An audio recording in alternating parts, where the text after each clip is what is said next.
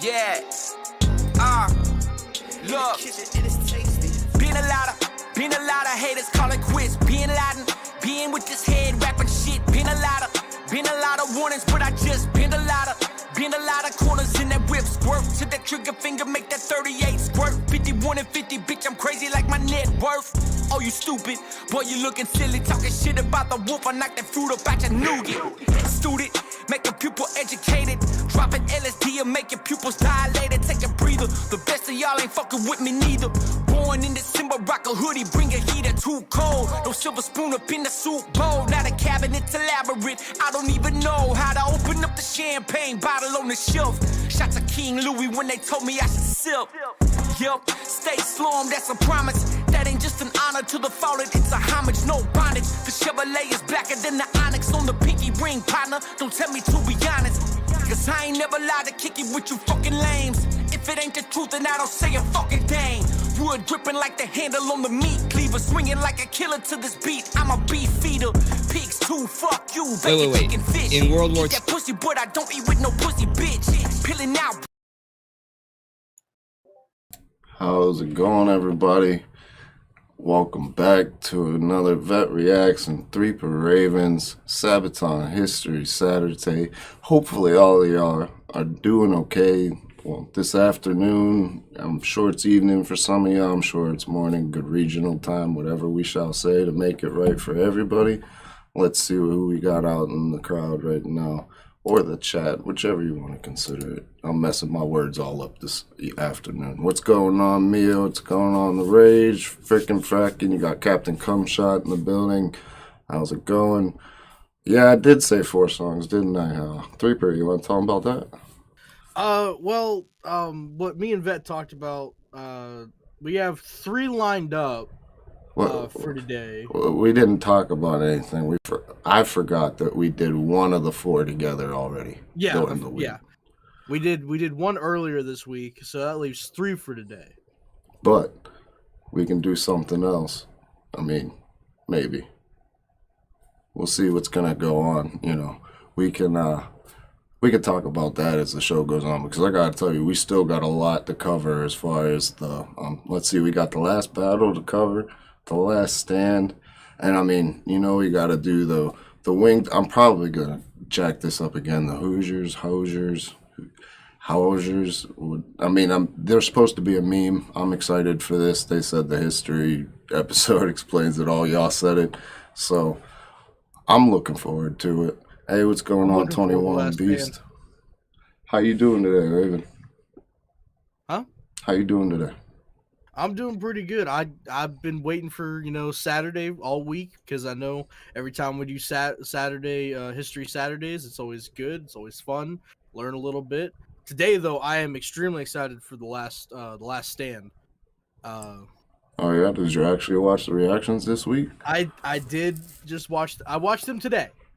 So I mean, I did watch them. All right, which a little order? Late, but yeah, a little late, but at least you watched them this time. But so he's saying, you said, which one is it? The Last Stand? Yep, The Last Stand is the one I'm most curious to see today. Nah, I gotta admit, mine is Hussars. All right, thank you, Mr. Frickin' Frackin'. You're always correcting me. You're a smart ass. Hey, just kidding. Thank you though. It's hard between the last battle and the winged Hussars. I got it right that time. Thanks, Mr. Frickin' Frackin'. But we're gonna get right into the last battle because I'm excited for this one. Obviously, Sabaton was excited for this one because I hit the wrong window and it started already. So let's go. Wait. In World War II, Germans and Americans fighting together? Oh, yeah.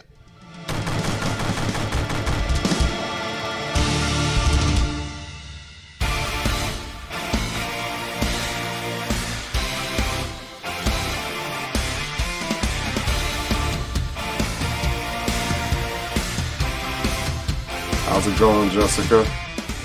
During the beginning of the end for the Third Reich in World War II, the Allies planned the invasion of the German homeland. Rumors had long circulated about an impregnable Alpine fortress stretching all over the northwestern part of Austria, into which Hitler and his loyal followers... Captain Cumshot already with $5. I appreciate it, brother. You've been waiting for alive. Then the winged hussars arrived. Hey, slick bar right there. It's a slick line. Should consider writing something. I appreciate it, brother. Yeah, we're definitely getting into this here.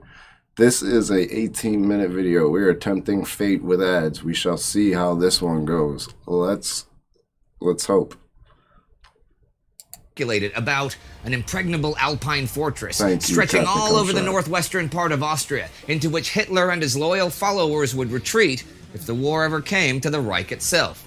The Allies were concerned about deep underground bunkers blasted into the high mountains which could stockpile guns and supplies. Such a fortress could prolong the war for several months. Most of their fears were, of course, unfounded. But deep within northern Tyrol, there actually stood such an old fortress. Schloss Itter had been a medieval castle. Its foundations can be traced back. Look at that thing. I knew it was at a castle. I mean, look. It's a big castle.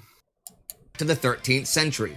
Over the centuries, the castle had fallen into ruin until it was rebuilt in the 19th century. In 1943, it had been seized by the SS and incorporated into the Dachau concentration camp system. The old fairy tale-like castle became a prison for high-profile prisoners. Some of France's most influential politicians and generals like Edouard Daladier, Maurice Gamelin, Michel Clemenceau, and Paul Reynaud were even held there. By the end of April 1945, the noose was tightening around the Germans. The Red Army marched deep into Hungary from the east. Welcome. German forces had surrendered in Italy to the south, and the Western Allies advanced towards Tyrol from the west. What was left of the shattered remnants of the German army flooded back into Austria, and Tyrol grew full of the last die-hard Wehrmacht and Waffen-SS troops, whose mere presence would keep many other soldiers from surrendering. But there was also another group there that is often overlooked, the Austrian resistance. After the Anschluss, The Austrian resistance is often overlooked, when really resistance is what keeps fights going whenever you're waiting for everybody else to catch up or get into the fight to begin with. Yeah, it was a lot of resistance. I mean, Poland had a resistance. Austria had a resistance. I mean, yeah, the French resistance. Yup, French resistance. Forgot about that. I mean, just let's not forget the little guys. left of the And shattered don't remnants of the forget to hit German the like army button. It gets flooded more back people into coming Austria, through. and Tyrol grew full of the Gets the last message die-hard out there more. Wehrmacht and Appreciate Waffen-SS it, troops, Jessica. whose mere presence would keep many other soldiers from surrendering. But there was also another group there that is often overlooked, the Austrian resistance. After the Anschluss in 1938, there had always been a number of native Austrians who stood against the Nazis. For many years, they could only offer passive and non-violent opposition. But with the Allies just a few miles away, they could finally act. They provided valuable intelligence about the German defenses and directed the army spearheads through the Inn River Valley. But their most important goal was... That comment excited you, didn't it? I see in Wesley's comment and your eye went right to it. You're interested in that song, aren't you, Raven? Well, as a Polak, I can't but not want to listen to it. I mean, you said it, not me. Yeah, if Back to School was here, I'd know if I reacted to this song yet right off the top of my head, but in the middle of a live, I can't figure it out. If I hadn't, I'd do it on the live today. I wouldn't be opposed to it. I don't know. We'll see. to protect the Austrian citizens from bloody reprisals by the SS. Already people were hanging white flags and Austrian flags out from their windows, and the SS did not hesitate to open fire on these defeatists.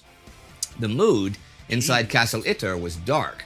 The French VIPs, very important prisoners, feared that the SS guards would rather execute them than release them to the Allies. But then on May the 4th, after the last commander of Dachau shot himself in his quarters and the SS officer in charge took that as his cue to disappear, the castle was suddenly empty. Reynaud and Clemenceau took a stroll out of the castle gates and into Itter village, but quickly turned around. The roads were still full of patrolling SS troops, setting up roadblocks and machine gun posts. Back in the castle, the French VIPs discussed their situation. It was clear that they were still trapped, and that it probably wouldn't be long until the SS reminded itself of their existence. So they came up with a plan. First, they would sew together a French tricolor banner and hang it from the inner walls to alert Allied aircraft to their presence. Next, they would get in contact with a rather unlikely member of the Austrian underground resistance. SS Captain Kurt Siegfried Schrader could have played the stereotypical Nazi villain in a Tarantino movie. Highly decorated, he had served as a bodyguard in Hitler's headquarters. After being badly wounded in desperate fighting in France, he broke with the Fuhrer and defected to the resistance. Schrader promised to help, but he knew that his authority could only buy them some time. If any higher-ups in the SS decided to storm the keep and kill everyone inside, his rank could not prevent it. All agreed that only the quick arrival of the U.S. Army would save their lives. He's just around the corner. 1945, the Fuhrer's reigns at its end. Jenny at the gates, as the SS open fire. Nope. Hey, at least it's someone that's okay with them. We tempted fate. We tempted fate, and it didn't get by. But at least it was advertised by them, at least. They sent out the Czech cook to establish contact, but halfway to the American lines, in the town of Vergel, he was nearly caught by a patrol, but being pulled into a nearby house saved his life. His savior was Major Joseph Gangl. Gangl was a career soldier in the Wehrmacht since 1935. From the war's beginning to Stalingrad, Normandy, and Bastogne, Gangl had seen everything, but he too had returned a disillusioned man, and like Schrader, chose to betray his oath to the Nazis. Now, we don't quite know how such decorated soldiers gained the trust of the resistance, but at the moment, it mattered little. Gangl and the Czech cook... Hey, look, Back to School's in the building promoting the Discord. What's up, Back to School? Good to have you. Hey, if you could check it out. Who knows the song to what Wesley's talking about? What's the title of that? And Panzer 4. I think that's what that Roman numeral is, right? Okay, do you have a voice, or are we just... No, what was the question? I was reading the chat. Okay, I'm just going to assume that I said that right. Yes, we're going to do the history to the Heroes album as well. We do the history to every song that we do by Sabaton. We go by the album. Usually during the week, I'll put a song out. We'll throw a special in with situational awareness, lack of over here. We'll throw in the mix every so often. We'll throw an episode with the music video and the history involved with it. And then we always host a Sabaton History Saturday. We're sit here, we have fun, we learn some stuff. Uprising. Alright, I'm gonna have to see if I reacted to it already. Set out to find the Americans. Driving just a few miles cross-country, they suddenly spotted several Sherman tanks in a small village. Slamming on the brakes, Gangl, still wearing his uniform, got out, hands in the air. He was led to the nearest U.S. officer, Captain John Kerry Lee. After listening to their story, Lee radioed headquarters, and after a quick exchange, the 27-year-old former college football star from New York enthusiastically declared they were going on a rescue mission. Lee's unit was part of the 12th Armored Division, which now, after Hitler's death, was not quite as enthusiastic as their captain to risk their lives fighting die-hard Nazis in the final hours of the European war. Me too. Lee, however, was determined and set off with his ad hoc task force of 7 Shermans. His own tank, the Sabaton Jenny, took the lead. At the next river, however... Mr. Rupp with the tastefully offensive. He loves it, Raven. Good job. Only 4 of his tanks were able to cross a wooden bridge before it gave way. His force reduced, the column rumbled on. Arriving in Vergel, they were warmly received by the Austrian resistance and joined by a group of German soldiers loyal to Gangl. Although the Waffen-SS had left Vergel, Lee left 2 of his tanks behind to support the resistance in case they came back. The 2 remaining Shermans, Sabaton Jenny and Boschbuster, moved on with the Germans in tow. Close to Itter village, they had to cross another bridge, which had already been wired with explosives. Lee ordered Bosch Buster to stay behind and guard their only route back. Without further incident, Besotten Jenny and around a dozen American and German soldiers arrived at the castle gates.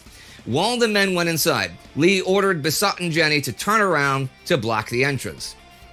In the castle, perhaps one of the most unlikely scenes of the war took place.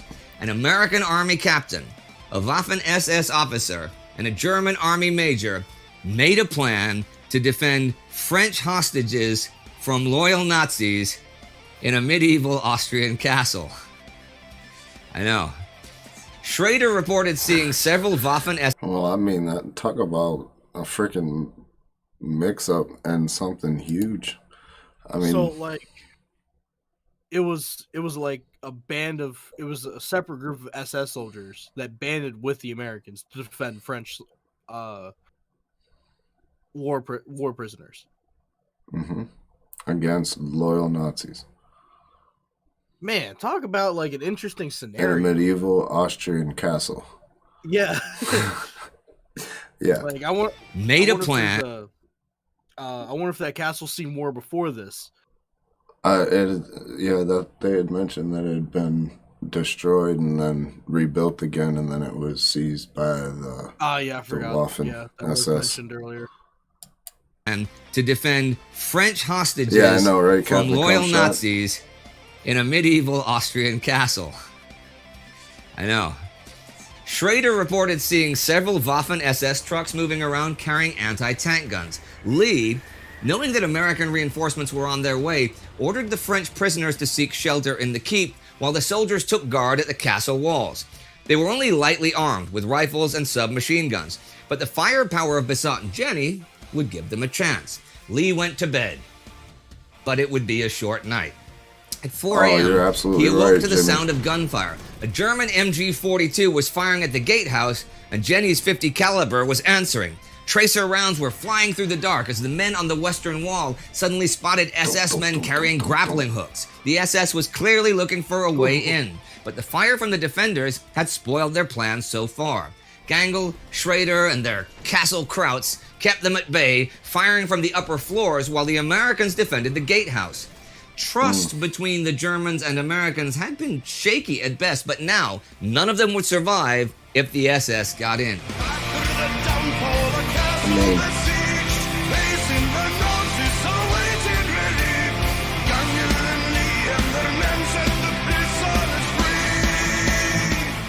Shortly after 8... I mean, that really is one way to make sure that you fight together and don't turn on each other, is that if you're inside one place together and a group can't get in, your goal is to keep them out, regardless. Your goal is... Because if they get in, I mean, they're all screwed. Yeah, you all die. Like, I mean, it's they're either going fight or against die. whoever's in that castle. They don't care who you are. Exactly. 8:30, things got real. They spotted a 20mm anti-aircraft cannon and an 88mm gun northwest of the castle, with truckloads of Waffen-SS soldiers arriving. The first 88 shells smashed into the castle, and the whole structure shook. Then a staccato of 20mm shells began blasting small gaps into the walls. Things went from bad to worse. Besotten Jenny rocked violently backwards. Seeing fire spurting from the engine access grills, the crew jumped out of the burning Sherman tank just in time before a second anti-tank shell sealed its fate. With their chances of survival now seriously reduced, the French VIPs took up arms and joined the defenders at the gatehouse. The elderly Reynaud, France's prime minister early in the war, fired his MP-40 through the open window, and Gangle ran over to help. But he didn't get far. The man who had seen the European part of the war from the beginning to its final battle was killed by a sniper. With more 88mm rounds smashing into the castle walls, however, there was no time to mourn him. Waffen-SS soldiers were moving up the slopes, pressing home the attack. With the radio blown to pieces, Schrader directed Lee to the castle telephone. Reaching the resistance back in Vogel, Lee yelled into the telephone that they were in need of immediate assistance or they would soon be shelled to pieces. Then another round exploded against the castle, and the line went dead. Germans, Frenchmen, and Americans fought for... Yikes. And then being stuck inside of a concrete structure, just getting shelled to shit. Nah. I mean, like, it's shaking and everything, wondering, like, oh, you know, is this thing gonna hold? Is this, you know, is it gonna crumble, like, right on top of you? I'm good with all that. For their lives, but ammunition was running low. With Gangl dead and several Wehrmacht soldiers wounded, they were close to being overrun. Lee began pulling the defenders off the walls and deeper into the keep as he saw a squad of Waffen-SS close to the gatehouse. Just as they brought a Panzerfaust into position, a sudden rattle of heavy machine guns tore into them. The cavalry had arrived, and just in the nick of time, with the additional firepower of the American tanks, the battle took a decisive turn. The remaining SS troops quickly dispersed into the woods, and the castle was saved. All the French VIPs had survived, thanks to one of the least likely alliances of this or any other war. Marcus Linke, who does a lot of the research for these episodes, and I cannot understand why there is not a major movie about this story. The Last Battle. And it's the end of the life of the final journey. Enemies leaving the past. And it's American troops and the German army joining together. There's another File one. with the help of an expert. I couldn't or make let it. an expert file for you. So, Intuit he said the TurboTax VIPs Live. survived, but what happened to the one? There was that one guy that got shot by the sniper. Wasn't he a VIP? I mean, that guy was one of the generals and commanders, yeah, but I mean, he was a casualty of war. His orders were Oh, he wasn't a politician. no, he was a his general. orders were Okay. to free them, and he died, following his orders. So I Apologies understand again for why the you would ads. pick We this, tempt but I'm fate with 'em with these surprised episodes. how'd you discover this? I can't even remember, actually, if I'm honest. Yeah? It's just how I think it was an email, a book, or something. I remember so clearly, like, reading about it, how I instantly knew that this is a song. Wow. And it was such a... Writing the lyrics for the first was amazing fun. Just only writing the music as well. Finally, you can do something that's a little bit more positive, happy, Yeah, you know? yeah. And I mean, I like catchy heavy metal. Gangl, the Every German song doesn't have to be army super commander, dark. yep. I like it when it, opens but up a bit. you guys are fairly bombastic, and it's nice that, no, I'm with you. I'm with This you one there. is like, the message and the music, and also messing with the fans. We like doing that in lyrics. We do it every now and then in some of them. For example, in this case, there's Tank called Jenny in the battle. Yeah. And of course, we're singing Jenny at the gates as the SS open fire. And if you haven't read anything, Yeah, you don't. Jenny at what's this? So who's she? Yeah, who's this Jenny girl? Yeah. Who is she? What does she mean to you, Joachim? Oh, Jenny's my longtime lover. Did your lady friend watch this? I hope not. But it's interesting just that action of the unlikeliest of people to be fighting with each other, because that same year, something we covered in the Time Ghost series, the Indonesian War of Independence, late in 1945, in Indonesia, you had the Japanese and British soldiers fighting together. It was the weirdest thing to read that. I'm like, get the fuck out of here. British and Japanese.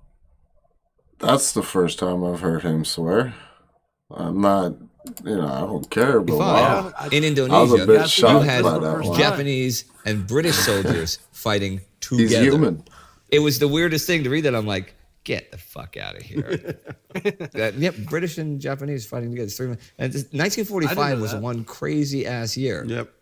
And we're talking about it from 75 years later in another crazy ass year. Yep. Yeah. I mean, this year's not done. We still have an asteroid heading to destroy Earth. We have the wildfires. You're releasing your first solo album on October 16th, if I'm not mistaken. R&B album. Yeah, 90s R&B album. It's called And Me, I'm Joachim. From Sabaton. From Sabaton. See, You complete each other's sentences. okay. Anyhow, back to the last battle. So now, how often do you do this one live? Never did it live. That's what I was. That was my guess. Yeah. But it's funny because we've just been talking about the positivity of the. That's in crazy. terms of They've never done it musicality. live. So why have you You never would done think it live? they'd do it live. It never became that popular, actually. Yeah. It's the same. It's so weird because you can always guess when you're making an album, is this going to be a popular song or not? This one I understand thought that. would. So I mean, on every album, I predict like 2 or 3 that's going to be great, Yeah. and I usually have one wrong. Yeah. And the other way around. These 2 or 3, even though they're good songs, I don't think the audience or concert-going fans. You don't think it would be? would But you work never live. tested it out. No, but we also have statistics on how many, yeah. how much it's played on radio and streamed and Well, stuff. who was it that? And we actually speak to our fans, so we know. Oh yeah, that's true. Actually, they do, and they have this channel so the fans can speak to them as well. Yep. And that reminds me, bringing things around further. You guys were in the middle of touring Russia when Corona hit and you had to leave the tour. Yes. Now, as of today, what is the status on any of your touring or shows for the rest of the year or the beginning of next year? We are on go until proven wrong, if you know what I mean. Okay. We are, which I really like. Our earliest plans is to go back to Russia and finish what we started in November. Okay. And that's something I'm really happy about. And as it looks now, it should be doable. I mean, obviously we're going to follow local laws and regulations. You know, if we won't be allowed to do the tour, we're not going to be dicks and try and force, you know, heavy metal down people's throats. What about Sabaton Cruise? Sabaton Cruise, so far so good. We are going to leave a notification on the 19th of October, I think. Okay.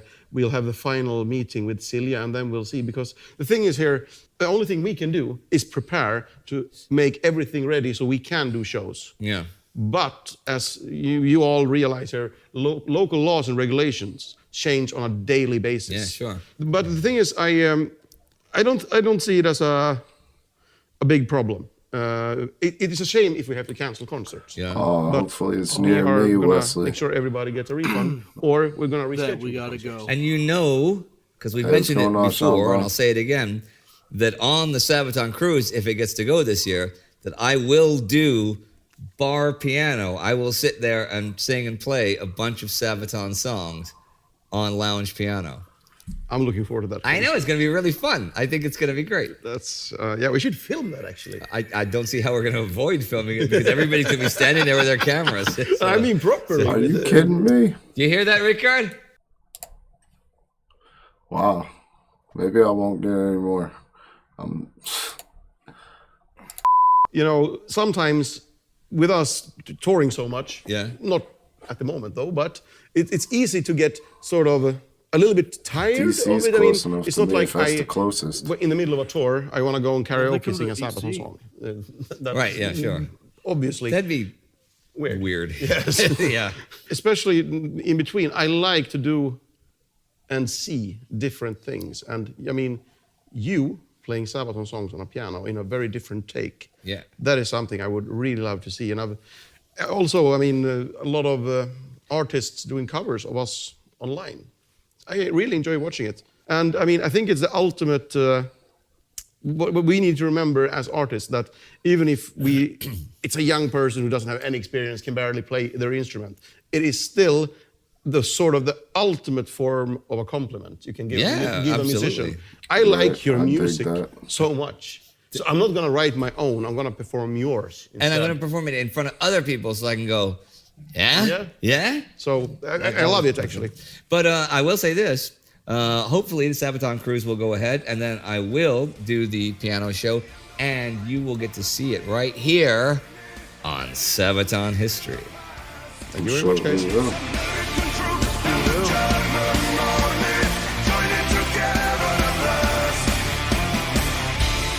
Oh, that's All right, everyone. Jessica. You know the drill. You click, click, click, click. Get some subscriptions. Check out Indy's other channels. Become a Patreon. That's it. Get the fuck out of here. Wow, dude. Y'all were violent today. And now All I'm the telling time. me to get the fuck out of here. What's up with that? Oops. I swore. Yeah, just I can feel that. Me and my buddy, before he shipped off to the Navy, we had tickets to Falling in Reverse, and the concert got moved. And it really put a gear in our plans because that was going to be our last concert together before he shipped out. So what'd you think of that, Raven?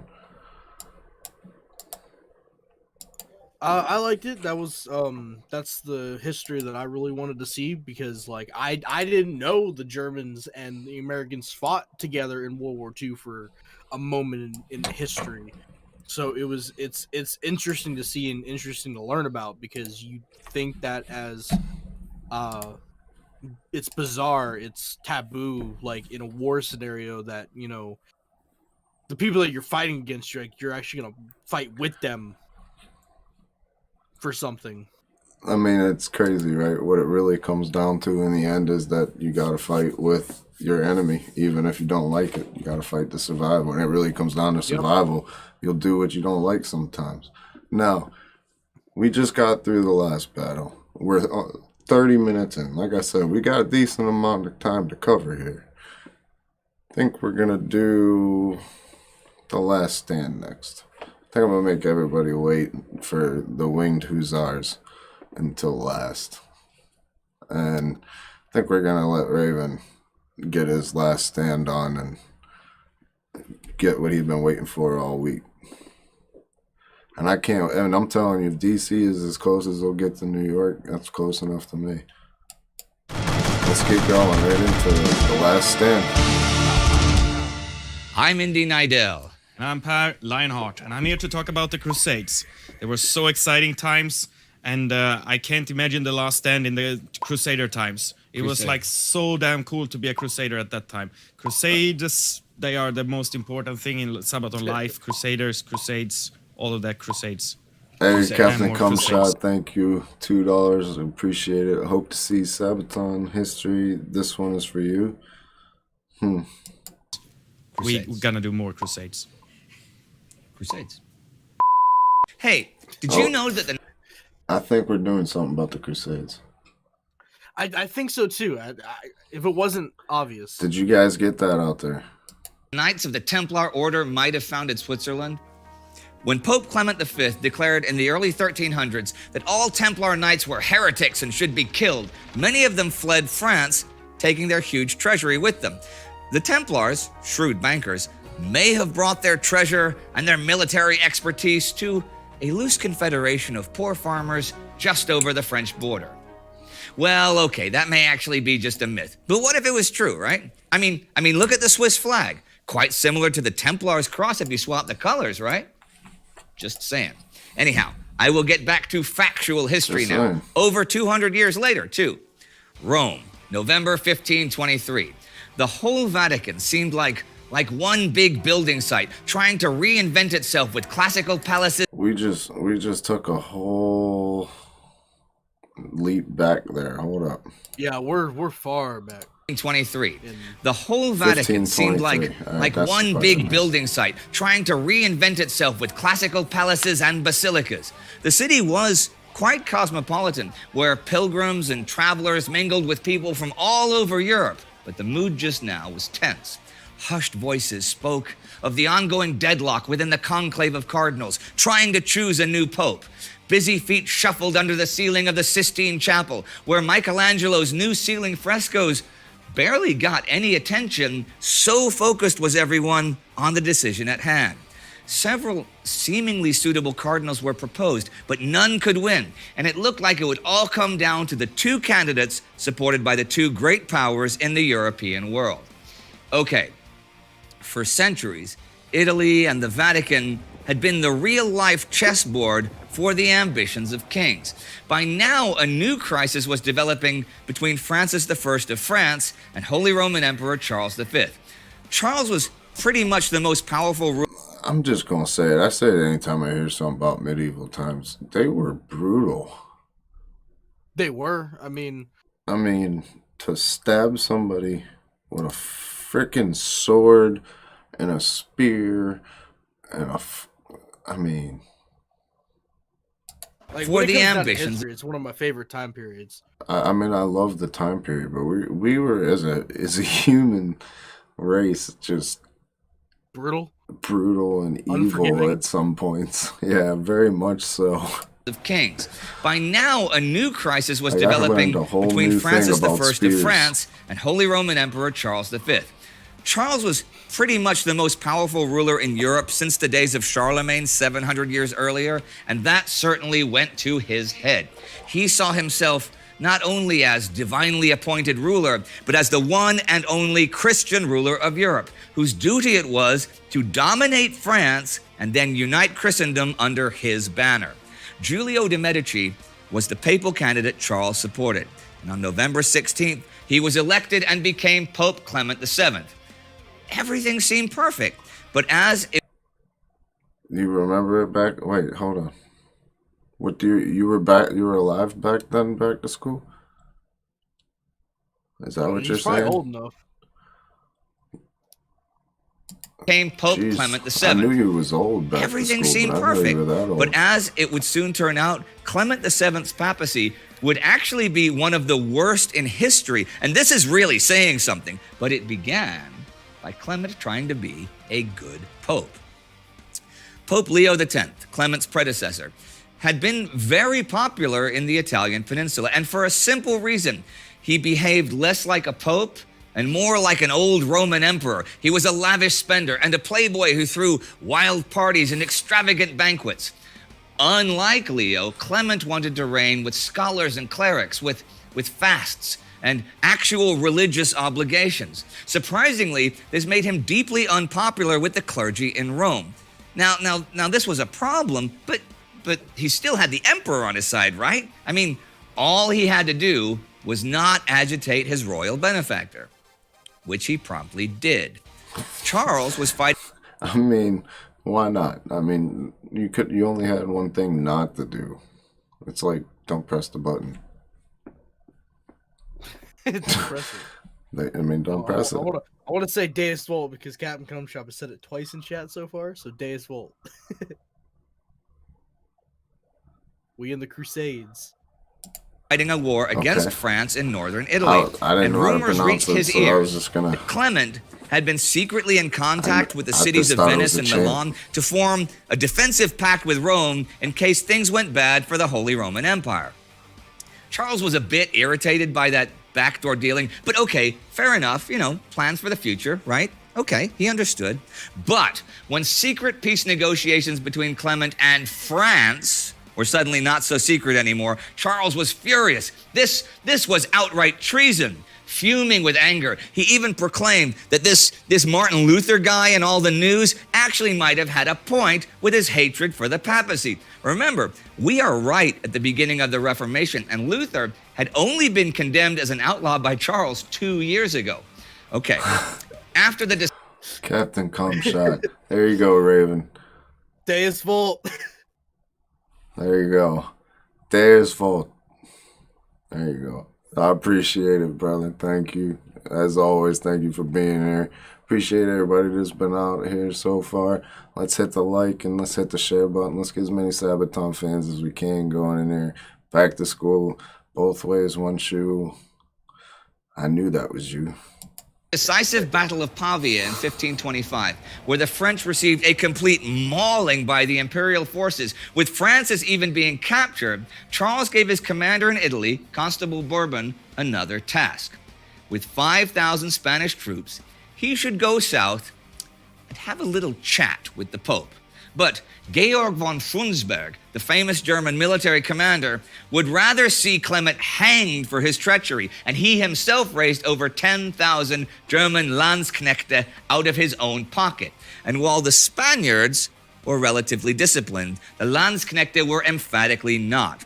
Soldiers for hire, loyal only to their pay, and many won over by Martin Luther's words, they were all too eager to get their hands on the wealth of the Catholic. Grammarly is your I say personal... one thing about tempting fate with ads, everybody, and it is like YouTube's like, oh, you want to tempt fate? Wham. There you go. In the home of Christianity, the seat of power is in danger. There's a foe of 1,000 souls. They've been abandoned by the Lord. The fall from grace will pave their path to damnation. In early 1527, Bourbon's 5,000 Spanish and I really Frundsberg's like this 10,000 song, too. Germans linked I really up with do. other mercenaries eager for loot. But then Frundsberg suffered a stroke and returned north. Now Bourbon, that stranded sucks. in Italy and trying to control both companies, for which he didn't really have the money, was left with only one option: moved swiftly forward and loot Rome. So by May the 5th, around 20,000 Imperials were knocking on Rome's front door, the Spirito Gate. Bourbon himself, wearing a bright white cloak over his armor, ordered his troops to build ladders and scale the walls. They were fired upon by arquebusiers and light artillery and took heavy losses.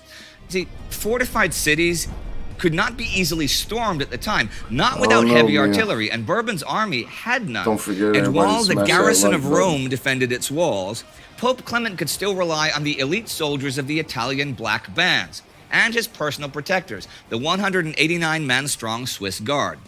Swiss mercenaries were extraordinarily good soldiers and highly valued all across Europe. But while the defenders were busy pouring boiling liquid onto the massive attackers, a dense fog suddenly fell. While they were busy pouring boiling liquid out on to their attackers, you know, some fog fell over. You think fog of skin? The 189-man-strong Swiss Guard. Swiss mercenaries were extraordinarily good soldiers and highly valued all across Europe. But while the defenders were busy pouring boiling liquid onto the massive attackers, a dense fog suddenly fell. It became so thick that the men could barely see each Secret other. weapons, And the defenders oh on God. the walls were firing blindly. Realizing his chance, Bourbon ran forward, holding one of the ladders himself and urging his troops onward. But he was hit and killed instantly. News of his death spread rapidly, and the initial confusion in the ranks of the attackers turned into a lust for revenge for killing their leader and, more importantly, their paymaster. The Imperials surged forward, and their numbers overwhelmed the defenders. With the gates then thrown open for the rest of the Imperials, the defense of Rome collapsed. The invaders swarmed over the city, and with Bourbon dead, there was no authority to even try to restrain them, if that was even possible by this point. The Black Bands were routed, while the Swiss Guard gathered at the obelisk in front of St. Peter's, readying themselves for a last stand near the Teutonic Cemetery. It was their duty to fight and die for the Pope's safety. And so they did. Armed with halberds and swords in their hands, and faith in their hearts, they waited for the final battle on the steps of St. Peter's. Stand firm, therefore, having girded your loins with truth, and having put on the breastplate of righteousness, and having shod your feet with the preparation of the gospel of peace, in addition to all, taking up the shield of faith.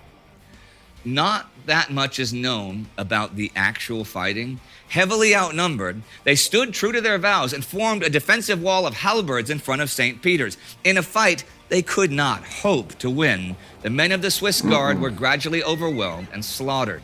Still, their sacrifice gave the Pope enough time to escape through a secret passage. Accompanied by 42 survivors of the 189, they ran across the Passetto di Borgo up to the Castel Sant'Angelo. More and more of the guard died along the way, fending off the pursuing Imperials. The last few still standing made it into the Castello with the Pope, and then they could fire heavy artillery and falconets into the mass of attackers, preventing the Castello from being overwhelmed. The Pope and those closest to him were safe, thanks to the sacrifice of the Swiss Guard. Then the 189 in the service of heaven, they're protecting the holy line. It was 1527. Give their lives on the steps to heaven. They will be done. But a horrible massacre was unfolding down below as the Imperials, the mercenaries, made their way through the city. No one was spared their wrath, not women, not children, not the clergy, nor the holy sites. Monks and priests were brutally killed. Nuns were raped on sacred altars. People were cut, beaten, and branded, their teeth and nails pulled out for the information about their valuables. Sources speak of molten lead being poured down throats and severed testicles in the streets. Tombs were looted. Holy relics were carried away, often by famous artists and nobles. And I said we were brutal, bro, and it got worse. You want to get another word for brutal? Like, I don't. What is another word for that? I mean, just Testicles in the street. That's another word for brutal. well, that's just an act of. No, that's just the other brutality. word for brutal. Testicles in the street. Enough said. Noblemen who now served as porters for the soldiers. From high above, Pope Clement was forced to look upon the destruction that he was unable to prevent. He grew a beard as a sign of mourning. It would take until February 1528 that the last of the barbaric invaders had left Rome. What they left behind was a city in ruins, with dead by the thousands floating in the river. It would take decades for Rome to recover. The city's population was reduced by some 80%, and it is seen by many as the end of the Italian Renaissance. But the sack of Rome affected more than just the city. Afterwards, Jeez. Clement was no longer able to oppose That's a lot Charles's of people. ambitions, and a religious power shift away from the Pope and toward the Emperor had lasting consequences for all of Europe.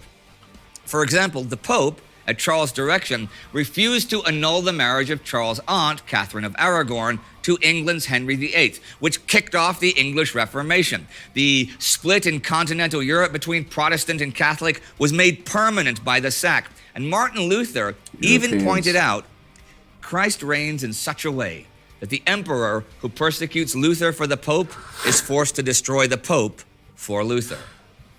And while that's a bit general, the power of the papacy was diminished afterwards, even as the Inquisition grew under Charles's son, Philip II. The rift between Catholic and Protestant would culminate in the 30 Years' War, about which Sabaton wrote several songs on the Carolus Rex album. And as for their heroic fighting of the Swiss Guard, That was a it good would go album. down in history as one of the great last stands, and left them with the everlasting gratitude of the papacy. And to this day, the Swiss Guard, still in their traditional garb nearly 500 years later, serves as the honor guard of the Pope.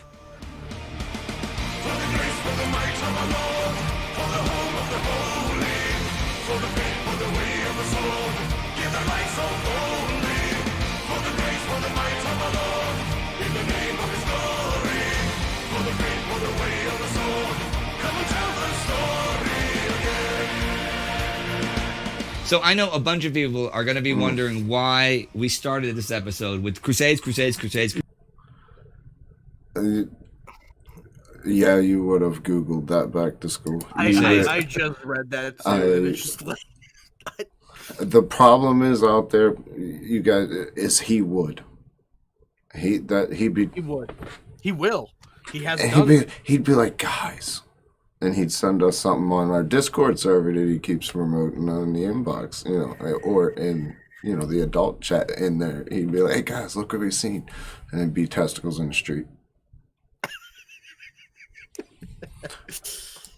But it's not about the Crusades. No, it's a meme. It became a meme. I guess somebody misunderstood the song, or too many people started misunderstanding Don't go the song. nowhere. We got one more our video, lovely at Sabaton fans, least. instead of bashing them and trolling them on the internet, made memes about them instead. Now, do you have a whole bunch of memes of yours? Yeah, there's been a few over the years. I think this one and, well, the Winged Hussars. Oh yeah, but that's see, I knew that one. I didn't know this one though. So. It's even sometimes going only in text form. You don't even need a Yeah. picture. Sometimes you are I heard something on about the Winged Reddit Hussars. reading about a totally did. different topic, and then somebody just writes, and then the Winged Hussars arrived. Yeah, I did. But we've seen that in our comments a lot over the last 8 months or so. We've been doing this show, or more than that now. I've been fortunate enough to have a couple of memes done about me. More with the Great War because it was longer than World War II one. And my favorite one, and we're going to put a picture of it in here. We were at the Tank Museum Bovington, and David Willey, the director of the Tank Museum there, very eloquent guy, knows his stuff, popular, he's really good camera. We were doing interviews and stuff, and somebody got this photo of it, and they put this. But and what about the actual song itself, Beyond the Memes? Beyond the Memes was actually the first song written with Chris, one of the most popular from that album. Really nice vibe to it. I don't know what it is. It's really Sabaton. If you listen to it, you don't even have to wait for the vocals to start. You will know it's a Sabaton song only from. You mean from this part right here? Yes, that's the one I mean. That's the part you mean, yeah. I think you pretty much got that. So, could you say, I mean, not would you want to say, but could you say, if you had to say, could you pick a single 10-second thing of a Sabaton song and say, that's us, and that defines us? Or is that too much? I can. No, I can, but it's not going to be the song. It's going to be Primo Victoria. Okay, okay. Through the gates of hell as we make our way to heaven, through the Nazi lines, and then the choir, Primo Victoria. We can hear that too. See, now you got, man, they get a bonus today. They get all kinds of stuff. Oh, yeah. You kid, we're starting to spoil you guys. Yeah, we're generous, guys. It's not too long. It's only a couple months away before this channel will be a year old. Oh, yeah, that's right. I know. We started, the first episode came out February 7th. It feels much shorter than that, I can tell you. Yeah, but we've done dozens of episodes, and we've got dozens more. It's kind of cool. Yeah, hopefully we'll be able to do one of every Sabaton song. I would like that very much. And if you guys have anything special you'd like to see for our 1-year anniversary when it comes, we may as well start talking about that now. They're going to start asking for bloopers, you know that. Oh, well, we don't have any bloopers, do we? No, we deleted all, trust me. Delete it all? Oh, damn. Dude, my life is a blooper. Okay, no, we do have some great bloopers. I mean, none that involve him. They only involve Per. Mine involves back to school. Actually, that'd be funny if we only released Per bloopers as our 1-year thing. Ladies and gentlemen, here's Per. Oh, that'd be brilliant. Okay, well, as long as we're getting off topic, I suppose that is it for today for Sabaton History, yes? It is, I think, yes. All right, well, we'll see you next time. Right at the end. All right, well, since that was the end of that anyway. That was definitely an interesting history. I mean, just the brutality of back then, just like 80% of the population. Yeah, that is really. a lot of people. That is like, man, that would be like going to New York and just like telling 80% of the people there, like, you're gone. You're like, imagine how much of a ghost town New York would be, or like Los Angeles, if you just took 80% of the people. I mean, please do, so that we can actually vote, right? Oh, shouldn't have said that. Anyway, Mia, I noticed the molten lead, but I'd rather take the molten lead. Yeah, I agree with Mr. Freaking Frackin' on that one. I mean, the molten lead at least is like, it's gonna go right through your skin, through your spine. It's over quick. The Boyz. I don't know about quick. I mean, like, it's gonna be painful for a couple minutes. No, it's definitely better than getting your manly bits chopped off and thrown in the streets. Oh, there is a blooper episode, huh, Captain Cumshot? Well, that's interesting. Well, you know what that means is next, right?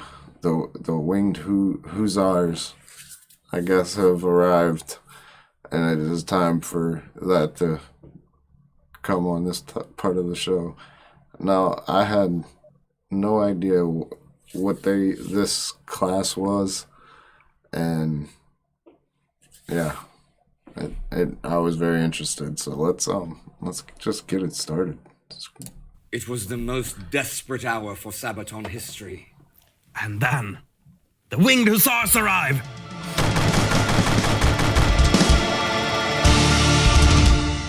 When the winged hussars arrive! Contemporary spectators of the late 16th century wholeheartedly agreed that they had never seen such fine cavalry before, nor could they indeed compare such splendor to anything else in Europe at the time. On magnificent parade grounds, the Polish kings displayed the grandeur of their hussars. Clad in highly decorated Karacena armor, with saddles and reins embroidered in gold and precious stones, they rode the finest breeds of horses, donning...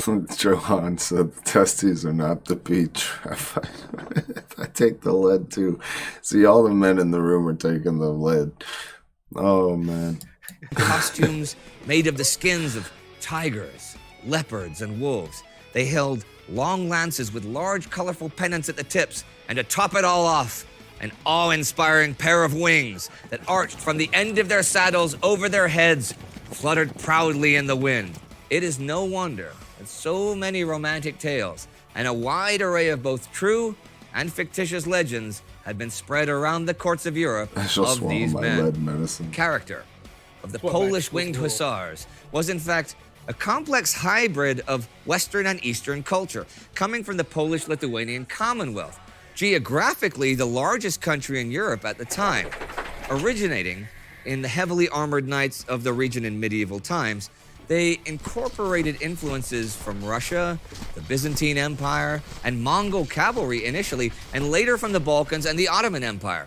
The influence from Serbian and Hungarian refugees settling there in the wake of the expanding Ottoman Empire began strongly influencing Polish cavalry in the 16th century.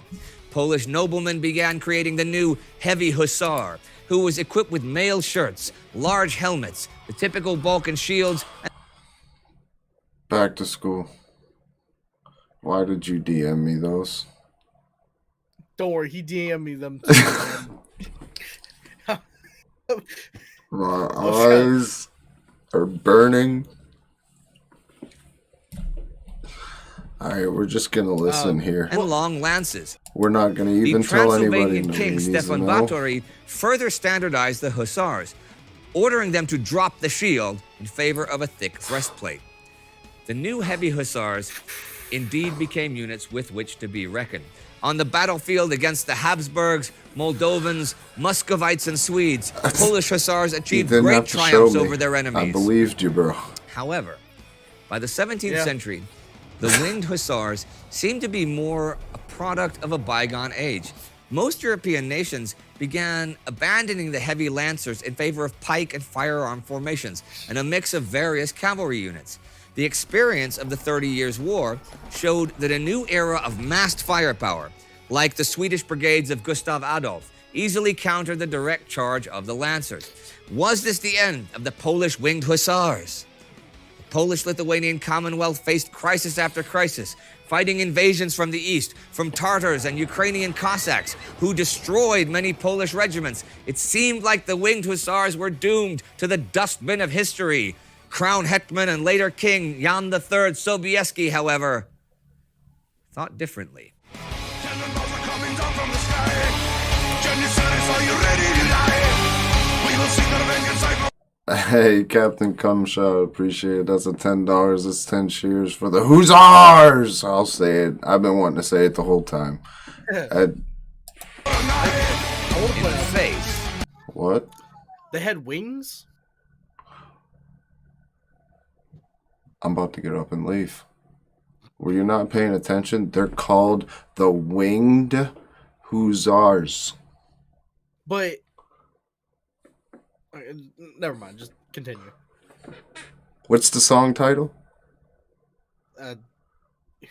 Winged Hussars? The Winged Hussars.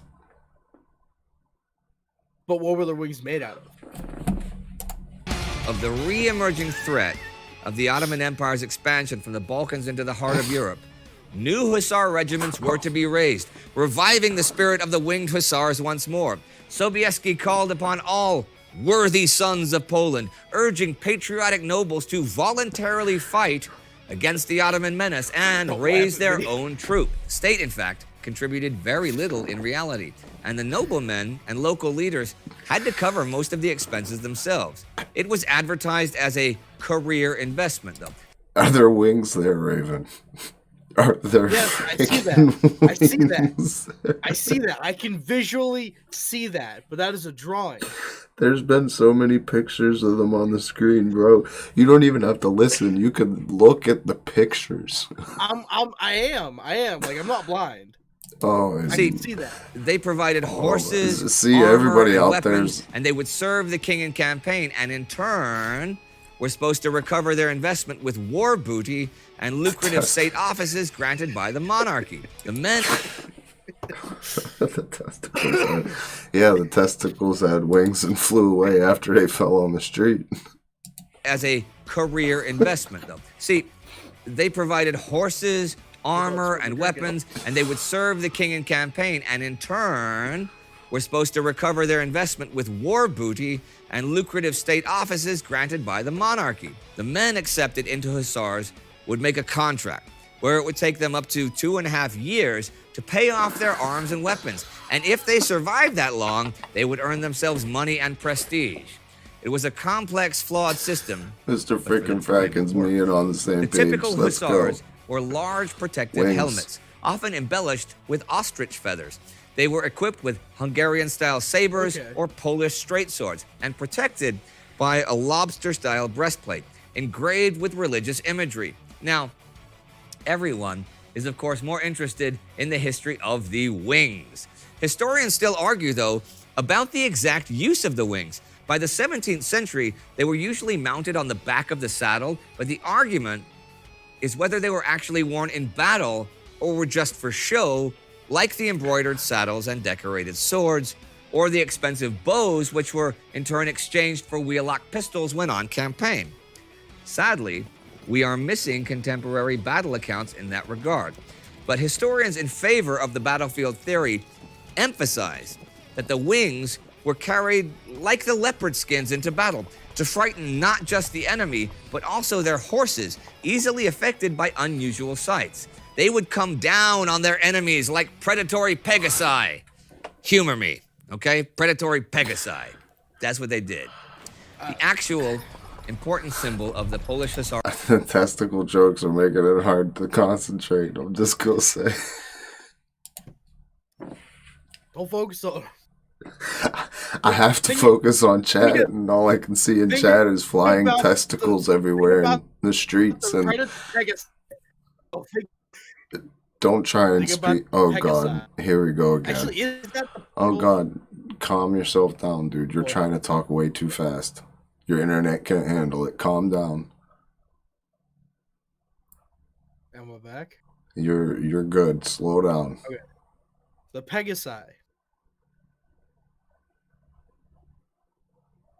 That's all you were trying to say? It sounded like a lot more than one word. Predatory Pegasi. Like, is that the plural for a Pegasus?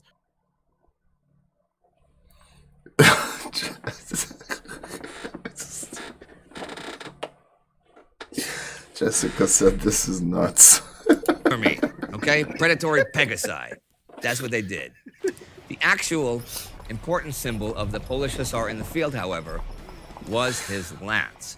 Over 5 meters long, 16 feet, the Polish lance was clearly a one-use weapon. It was made out of light wood, usually pine or fir, and hollowed in parts to make it even lighter. You know, that's what I said during the video. I was like, holy shit, that's a long-ass stick to be hitting you in the chest. This was fitting for the hussar style of fighting.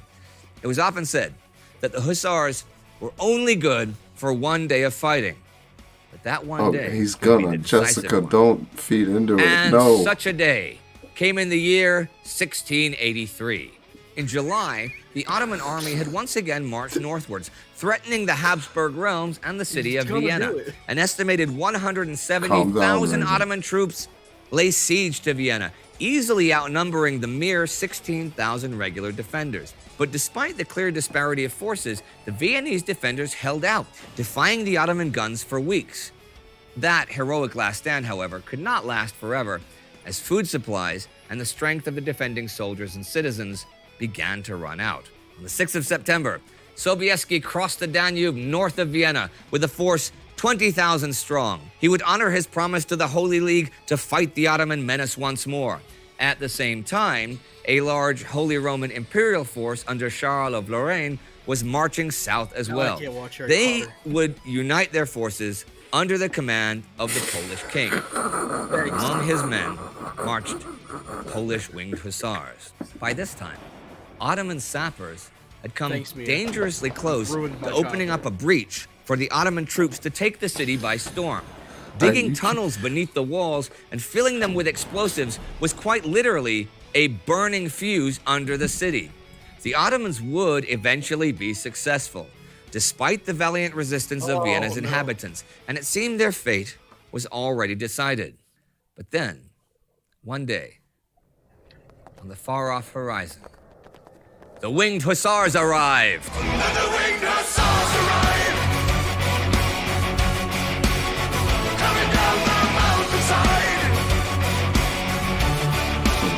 Sorry.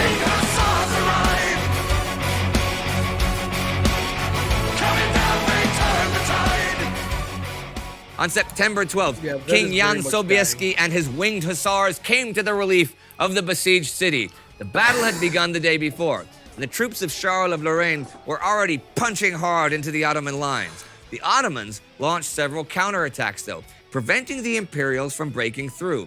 Ottoman sappers hurriedly were filling new tunnels with explosives, trying to blow the walls, but at the last minute, these were found and destroyed by the Viennese defenders. The next day, as the Polish infantry joined the Imperials, the winged hussars moved through the cover of the woods, approaching the main Turkish redoubt. Those that are in the Discord right now, link is in the description below. Back to school, been putting it on the chat. I want winged hussar gifts in the chat for when I'm done with this line. Decisive strike. The deeply Catholic hussars held a holy mass, steeled themselves with prayer, and their traditional battle hymn, Bogorodzica, Mother of... Oh no.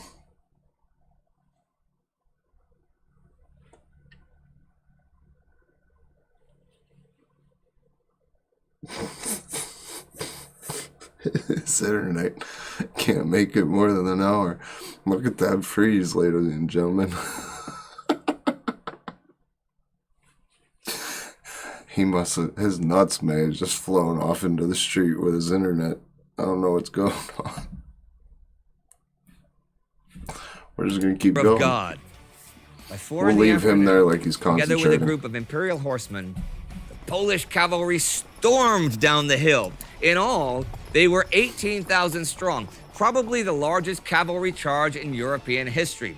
Sobieski personally led the attack at the head of his winged hussars. At about 100 paces, the real charge began. At 50 paces, their horses were driven to full gallop as the winged hussars lowered their lances and smashed into the terrified defenders. Lances splintered. Horses trampled men beneath them. Soldiers were crushed and thrown aside. The sight of impaled men before them terrified the men in the rearward units, and their morale crumbled. Most of the Ottoman troops were not protected by plate armor, and their formations broke apart. Some winged hussars dropped their broken lances and reached for the swords and sabers that hung from knots at their wrists.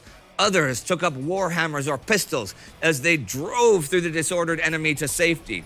They regrouped for another charge, wave after wave, into the Ottoman troops, as more troops of the Holy League joined the battle.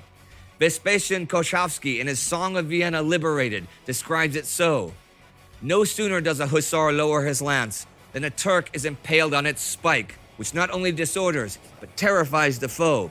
That blow, which cannot be defended against or deflected, oft transfixing 2 persons at a time. Others flee in..." You're back, right, Raven? Yeah, I'm back. Okay. Eager haste from such I'm just sight, making sure. like flies in a frenzy. After their decisive victory in the Battle of Vienna, the fame of the Polish hussars grew once more throughout Europe. The Holy Roman Emperor personally invited them to his court for a demonstration of their skills, and the Russian Tsar raised his own 1,000-strong hussar army under a Polish renegade. Vienna, however, despite being one of the greatest ones, would also be one of the last victories the hussars achieved. Soon afterward, the Commonwealth, under pressure both from foreign powers and from within, started coming apart. The huge costs of defensive wars contributed to a general financial decline.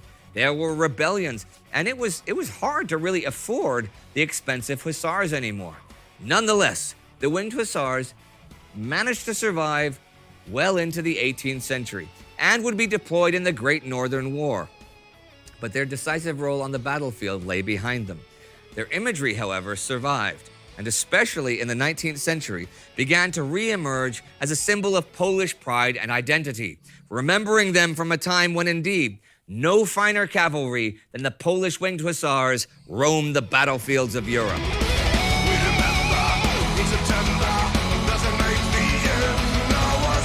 Look at that, Raven. Polish.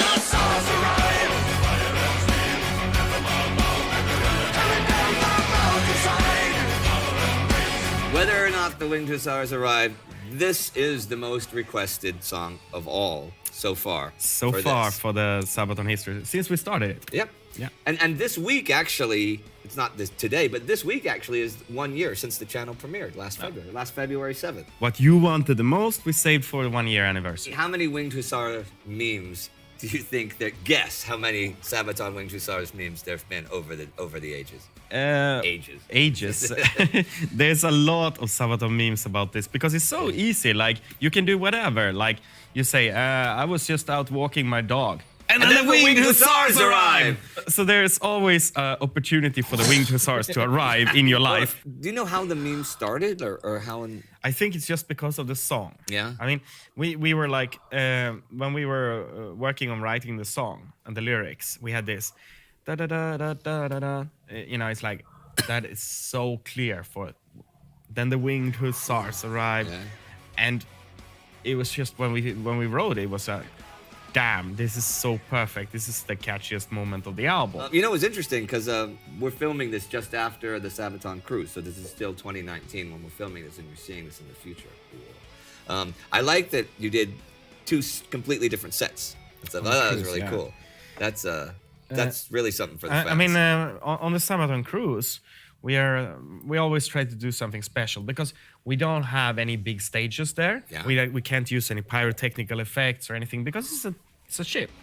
And it's a quite small stage and very intimate with the people that are fortunate enough to get a ticket in time because they sell out instantly. But when you were on the ship and everything goes to hell, then the Winged Hussars. They did. They totally arrived, and it scared the crap out of us because suddenly 18,000 guys on horses turned up, and we're on a boat.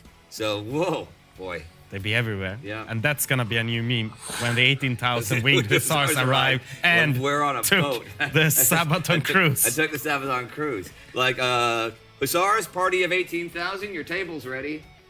Hussars. Nope, the Winged Hussars have not yet arrived. But they will. See what I did there? All right, this was pretty funny episode. Yeah. But it is a great song. And it's a great story. Yeah. And the meme's brilliant. It is a great meme, too. Yeah, the memes have created the legend of the song now. Well, thank you for today, and thanks for 1 year of Sabaton history. Yes, thank you, and please remain supporting it because we want to continue for much longer time. You see, we really enjoy doing that. Yeah. All right, see you next time. See you. Let the Winged Hussars arrive. Every time they turn the tide.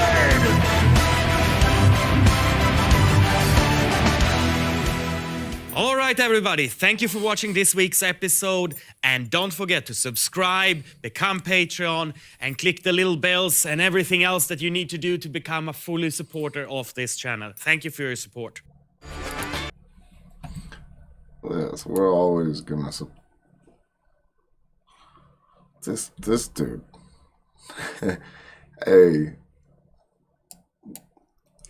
I gotta admit, I mean, it's pretty cool to learn what you learn about the Winged Hussars. I mean, and I'm sure Raven, if he was still here and his internet could literally last more than 5 minutes, would agree with me that, you know, the fact that they were Polish, he would be happy and excited about it because so is he. It's part of his heritage.